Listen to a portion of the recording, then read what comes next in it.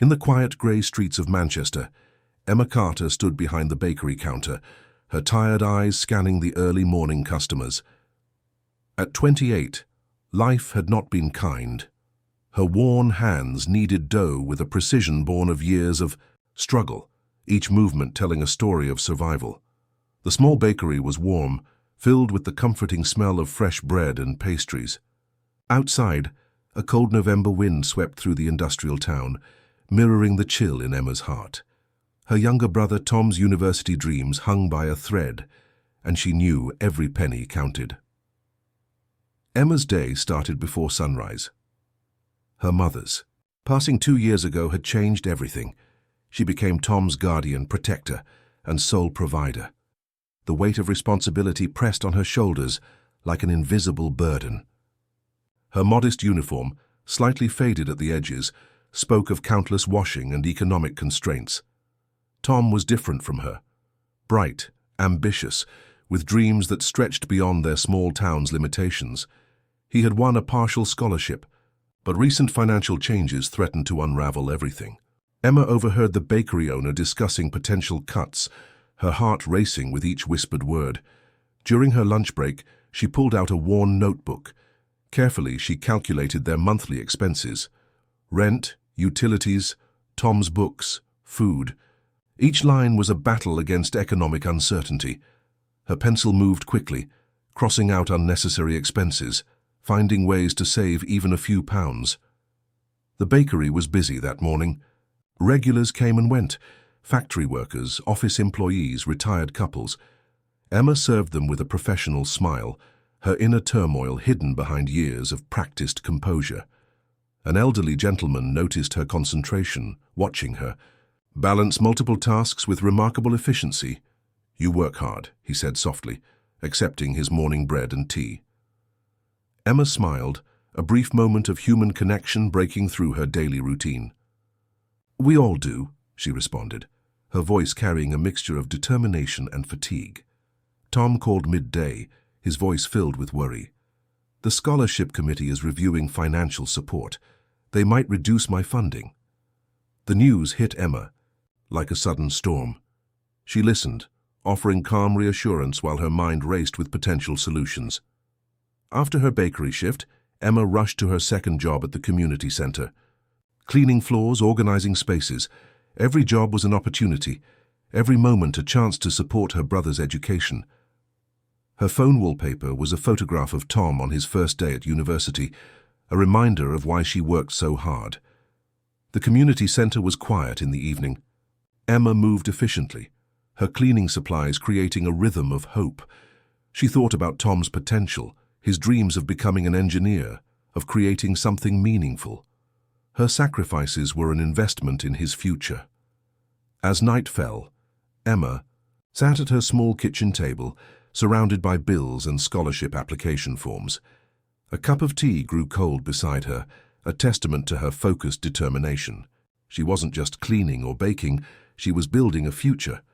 Her small apartment reflected her life, practical, organized, with every item having a purpose. A few motivational quotes decorated the walls, silent witnesses to her resilience. A photograph of her mother watched over her, seeming to offer silent support. Tom's textbooks were neatly arranged on a small desk, a shrine to education and opportunity.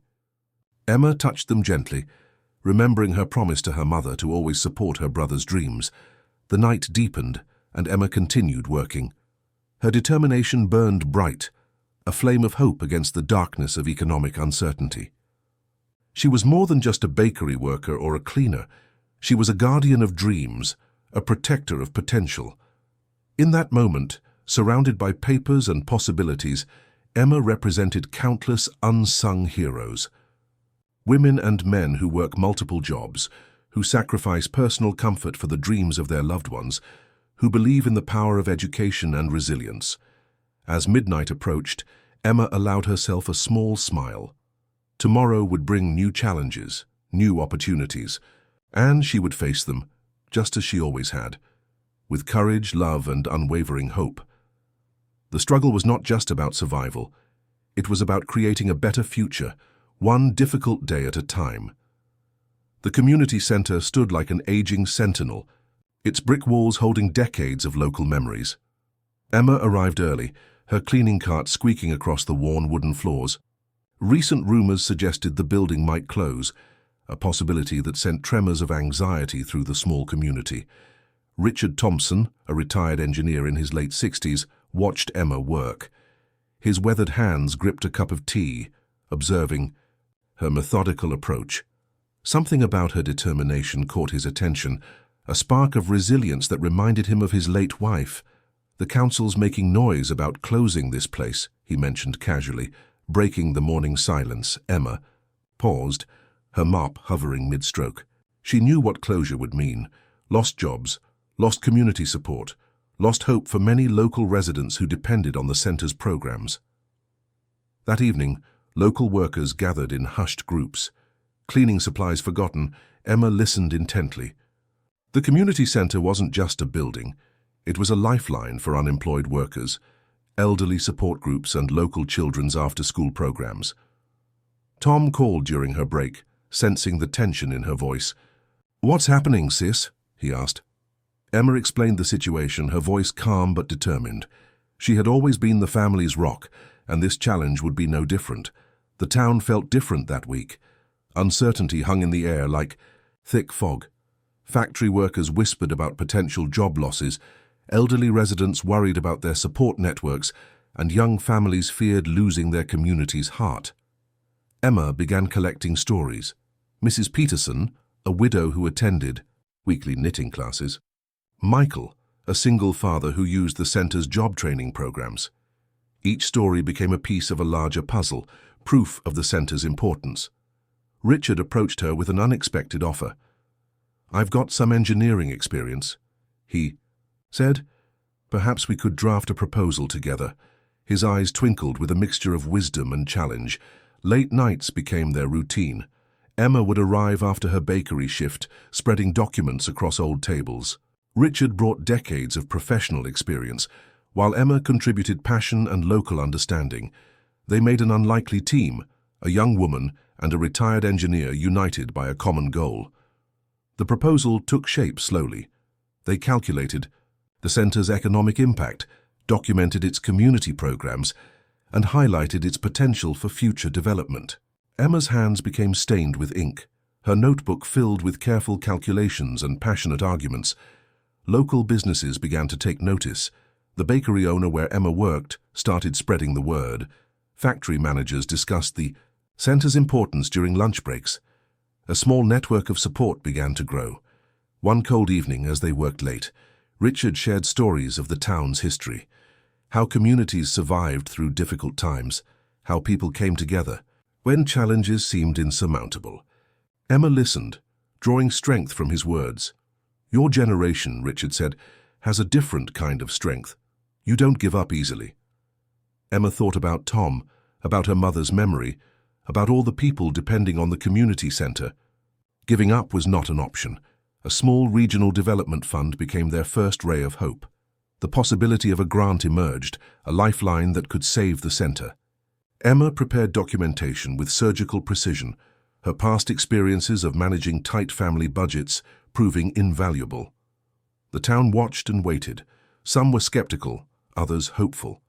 But Emma's determination began to create a ripple of possibility. Her late-night meetings with Richard, her careful documentation, her ability to connect with community members, all became weapons in their fight. Tom sent encouraging messages, proud of his sister's efforts. "You're making a difference," he would text, his words adding fuel to her determination. As winter deepened, so did their resolve. The community centre became more than a building. It became a symbol of collective hope.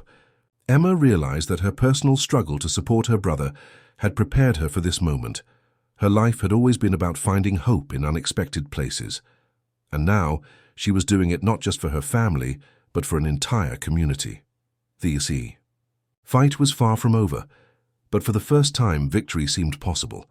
The morning light crept slowly across Manchester, casting long shadows on the community centre's worn brick walls. Emma arrived early, her proposal drafts tucked carefully under her arm.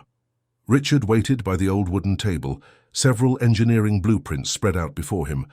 "We need more than just words," Richard explained, pointing to various sections of their documentation.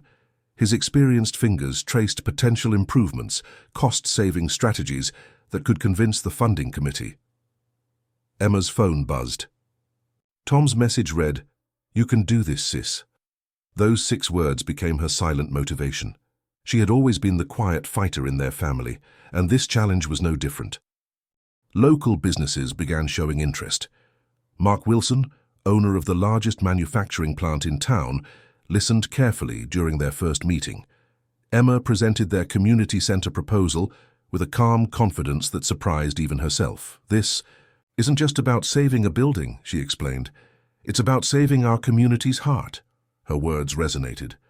The factory workers who relied on job training programs, the elderly who found companionship in weekly activities, the children who used the center's after-school support, they all represented real lives, real hopes. Word spread quickly. Local shopkeepers started discussing the proposal during morning coffee breaks. The bakery where Emma worked became an unofficial meeting point for community discussions. Her colleague, Sarah, helped distribute information, creating a network of support. Richard brought technical expertise. Emma brought passion and local understanding. Together, they transformed their proposal from a simple document to a comprehensive vision of community revival. One afternoon, unexpected support arrived. A regional development officer named David visited the center. He listened carefully as Emma explained their plans, his professional demeanor slowly giving way to genuine interest. "Most proposals I see are just numbers," David mentioned. "But yours tells a story." The story was about more than saving a building. It was about preserving hope in a town facing economic challenges. Emma knew every statistic represented real people, families struggling, young people seeking opportunities, elderly residents finding connection. Tom called during her lunch break, requesting updates. "How's the proposal going?" he asked. Emma described their progress, her voice filled with quiet determination. Her brother understood her better than anyone. He knew her strength came from love and commitment. Local businesses started contributing. Small donations came in, some financial, some in kind. A local printing company offered free document preparation. A computer repair shop provided technical support. The community was slowly coming together. Richard's engineering background proved crucial. He identified potential cost-saving modifications for the center's infrastructure. Emma translated these technical details into compelling narrative, making their proposal both practical and inspiring. Winter's cold grip seemed to soften. Each meeting, each conversation brought them closer to their goal. Emma balanced her bakery, work, cleaning shifts, and community center proposal with remarkable efficiency. The funding committee scheduled a preliminary review. Emma prepared meticulously, practicing her presentation with Richard. Every word, every statistic was carefully considered. She understood this was more than a personal challenge. It was about collective hope. Local media caught wind of their efforts. A small newspaper article highlighted the community's grassroots movement. Emma's photograph appeared alongside Richard, 2 generations united by a common vision. "We're not just saving a building," Richard would say during discussions. "We're preserving our community's future." Emma thought about her mother, about Tom's education, about all the people who depended on such community spaces. Her quiet determination became a powerful force, transforming potential defeat into possible victory. As evening approached, Emma looked out over the community center. The building seemed to breathe with renewed possibility. Her journey wasn't just about winning a proposal. It was about proving that ordinary people could create extraordinary change. The fight continued. But hope, quiet and persistent, was winning. The morning of the final proposal review arrived with unexpected tension. Emma stood outside the town council building, her carefully prepared documents tucked into a simple brown folder. Richard waited. Nearby, his weathered hands clasped nervously. "Deep breaths," he whispered, offering silent support. Inside the council chamber, fluorescent lights cast harsh shadows. Official faces looked tired, bureaucratic, seemingly detached from the community's real struggles. Emma's heart raced, but her hands remained steady. She remembered her mother's advice. Speak from your heart, not just from papers. When Emma began speaking, something magical happened.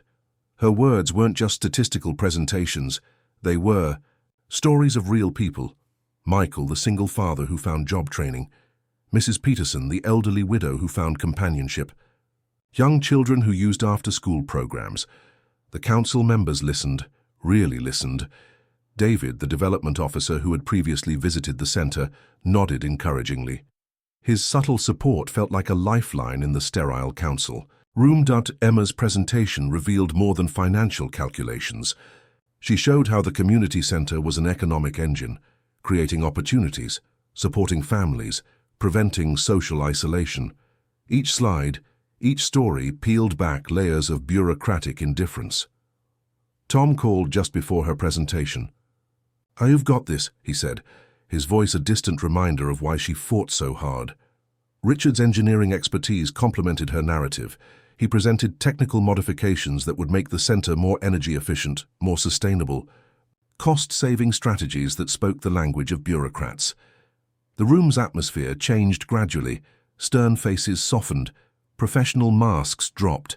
They weren't just seeing a proposal, they were witnessing a community's heartbeat. During a brief break, an older council member approached Emma. "My grandchildren use that center," he admitted quietly. "I understand now what you're fighting for." Small moments of connection began breaking institutional barriers. Hours passed. Questions came. Emma answered each with remarkable clarity. Her knowledge wasn't just theoretical, it was lived experience. She spoke about economic challenges, community resilience, human potential. When the final decision approached, tension filled the room. Fingers crossed, breaths held. The head council member cleared his throat. "We've reviewed the proposal extensively," he began. Emma's world seemed to pause. "Not only are we approving funding," he continued, "but we're offering additional support for community development programs." The news exploded like quiet fireworks. Funding secured, additional sponsorships emerging. A community's hope transforming into reality.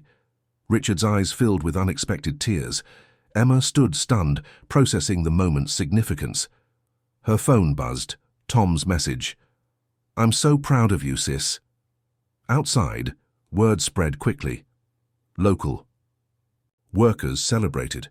The community center's survival meant more than a building. It represented collective dreams, shared struggles, human connection. Emma thought about her journey. From bakery shifts to late-night proposal preparations. From cleaning floors to challenging bureaucratic systems. Her quiet determination had created tangible change. That evening, the community center felt different. Hope walked its corridors. Possibility filled its rooms. Emma's fight had transformed an institutional challenge into a community victory. Sunset painted Manchester's industrial skyline. Something profound had changed. One person's commitment had reminded an entire community of its potential. The barriers weren't just broken, they were reimagined.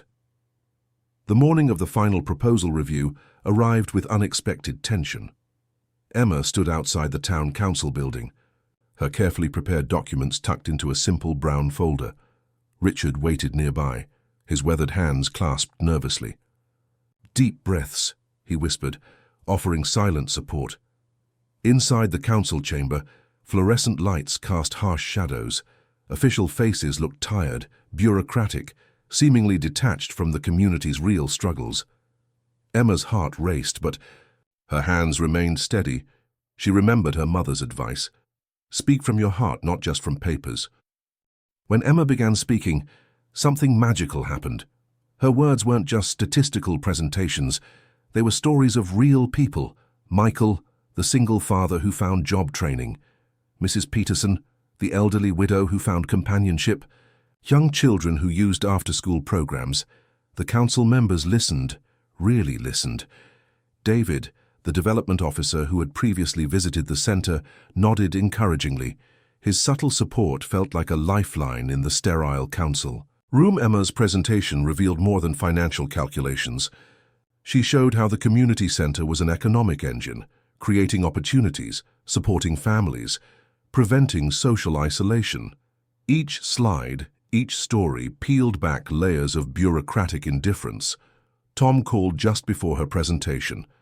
"Ah, you've got this," he said, his voice a distant reminder of why she fought so hard.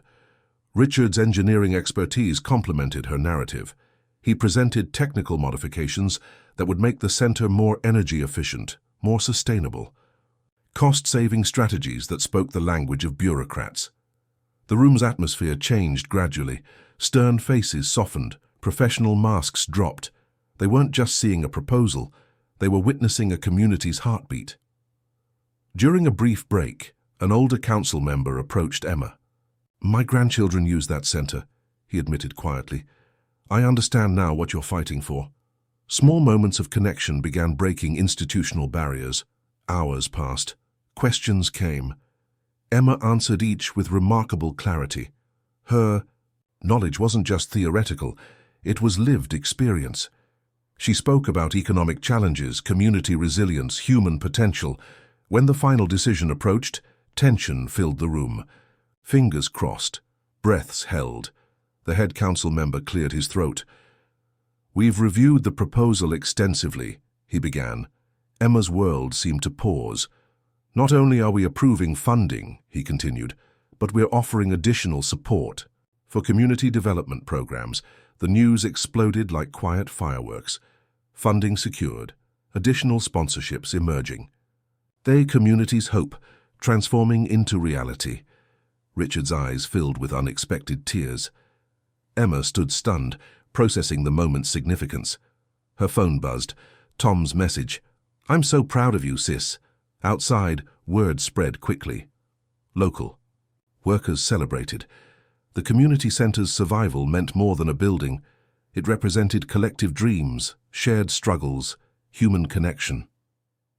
Emma thought about her journey. From bakery shifts to late-night proposal preparations, from cleaning floors to challenging bureaucratic systems, her quiet determination had created tangible change. That evening, the community center felt different. Hope walked its corridors. Possibility filled its rooms. Emma's fight had transformed an institutional challenge into a community victory. Sunset painted Manchester's industrial skyline. Something profound had changed. One person's commitment had reminded an entire community of its potential. The barriers weren't just broken, they were reimagined. 1 year transformed everything. The community center, once threatened with closure, now buzzed with life and energy. Emma walked through its renovated halls, hardly believing the journey that brought them here. Her role as community coordinator suited her perfectly. Programs flourished, job training workshops, elderly support groups, children's after-school activities. Each room told a story of hope and renewal. Tom arrived that morning, fresh from university. His engineering degree hung proudly in their small apartment, a testament to Emma's sacrifices. He watched his sister with immense pride, seeing how she had become the town's unofficial guardian. "You did it," Tom said, hugging her tightly. Richard, now a close family friend, continued supporting the center's development. His engineering expertise helped create sustainable programs. Together with Emma, they had become an unstoppable team of community transformation. Local businesses now saw the center as a vital resource. The factory where many worked began partnering with training programs. Young people found opportunities. That seemed impossible just a year ago. Emma's typical day started early. Morning meetings, program planning, community outreach. Her bakery job was now a secondary role. Her primary passion focused on community development. Mrs. Peterson, the elderly widow who once worried about losing her knitting classes, now led senior social groups. Michael, the single father who struggled with employment, now helped design job training curriculum. The center became more than a building. It was a living, breathing symbol of community resilience. Tom's university friends were impressed. "Your sister's basically a local hero," they would tell him. But Emma never saw herself that way. For her, it was always about helping people, creating opportunities. Funding continued to grow. Small grants, business partnerships, community donations. The center's financial stability became a model for other towns facing similar challenges. One afternoon, the local newspaper ran a feature story, "From Potential Closure to Community Cornerstone," the headline read. Emma's photograph showed her characteristic quiet smile, determined, hopeful. Richard often reflected on their journey. "We didn't just save a building," he would say. "We rekindled a community's spirit." Local schools began using the center for additional educational programs. Children who once had limited after-school options now found learning environments, skill-building workshops, and supportive mentorship. Emma's personal transformation mirrored the community's. The worried sister, struggling to support her brother, had become a community leader. Her quiet strength had created visible change. Tom's graduation became a community celebration. The center organized a special event, inviting everyone who had supported their journey. Emma stood proudly, watching her brother receive his engineering degree. "This is for you," Tom whispered during the ceremony, acknowledging her endless sacrifices. The town looked different now. Hope walked its streets. Opportunities emerged where uncertainty once lived. Emma had become a silent architect of this transformation. Her mother's photograph, always displayed prominently, seemed to smile with pride. The dreams of a struggling single mother had found fruition through her daughter's determination. Local government officials now consulted Emma for community development strategies. Her approach, combining practical solutions with genuine human connection, became a blueprint for other towns. Richard continued mentoring young professionals, using the center as a training ground. Emma's vision of continuous learning and support had become a living reality. As evening fell, Emma would often sit in the center's main hall. The space that once seemed destined for closure now represented endless possibilities. Children's laughter, job training discussions, elderly social groups, all echoed through its halls. Her phone would buzz with messages of support. Tom, local businesses, community members, all connected through this remarkable journey. 1 year had changed everything. Not through grand gestures, but through persistent hope, genuine care, and unwavering belief in community potential. Emma's transformation was complete. She was no longer just surviving. She was creating opportunities for others to thrive. The community center stood as her most powerful testimony, a beacon of what's possible when one person believes in collective potential.